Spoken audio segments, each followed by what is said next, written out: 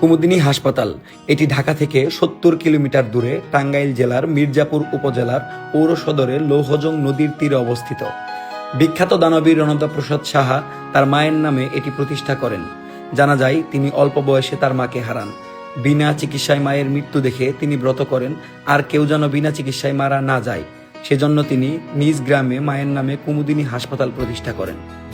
রণদাপ্রসাদ সাহা প্রথমে ১৯৩৮ সালে মির্জাপুরে ২০ শয্যা বিশিষ্ট কুমুদিনী ডিসপেন্সারি স্থাপন করেন। এরপর ১৯৪৪ সালে সেটি তার মায়ের নামে কুমুদিনী হাসপাতাল হিসেবে প্রতিষ্ঠিত করেন। বর্তমানে এই হাসপাতালটি ১৫০০ শয্যায় উন্নীত করা হয়েছে। কুমুদিনী হাসপাতাল রণদাপ্রসাদ সাহার নিজ সম্পত্তি হলেও ১৯৪৭ সালে তিনি তার সমস্ত অর্থ সম্পদ মানব কল্যাণে ট্রাস্টে দান করেন।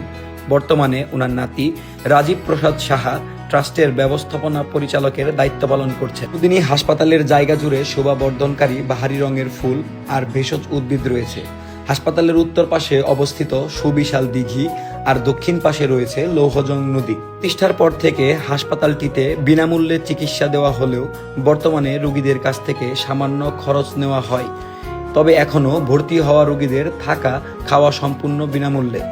মাসে গড়ে এখানে বহির্বিভাগে চিকিৎসা সেবা গ্রহণ করেন প্রায় ২৪ থেকে ২৫ হাজার রোগী এবং ভর্তি হওয়া রোগীর সংখ্যা প্রায় ৩ থেকে ৪ হাজার। বর্তমানে হাসপাতালটিতে ডায়রিয়া, যক্ষ্মা, নাক, কান, গলা, দন্ত, চোখ, মেডিসিন, অর্থোপেডিক, গাইনি, সার্জারি সহ বিভিন্ন ধরনের আধুনিক চিকিৎসা ব্যবস্থা রয়েছে। এর মধ্যে বিশেষ করে নারীদের ফিস্টুলা এবং শিশুদের তালুকাটা রোগীদের বিনামূল্যে চিকিৎসা করা হয়। শুধু টাঙ্গাইল জেলা নয়, দেশের পার্শ্ববর্তী জেলাসমূহ ছাড়াও ভারত ও নেপাল থেকেও অনেক রোগী চিকিৎসার জন্য এখানে আসেন। বর্তমানে হাসপাতালটির সেবার মান বৃদ্ধির লক্ষ্যে বেশ কিছু পরিকল্পনা গ্রহণ করা হয়েছে। একজন মির্জাপুরবাসী হিসেবে আমি এই প্রতিষ্ঠানটির জন্য খুবই গর্ববোধ করি।